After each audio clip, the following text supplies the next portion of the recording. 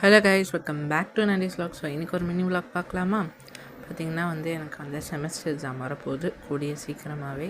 So அதுக்கு தான் சரி படிக்கலாம் அப்படின்னு சொல்லிட்டு இருந்தேன். நான் எழுந்தேன். ஸோ ஃபஸ்ட்டு போய் நம்ம பிரேக்ஃபாஸ்ட்டு முடிப்போம். ஸோ பிரேக்ஃபாஸ்ட் பப்பாளி தான் எடுத்துக்கிட்டேன்.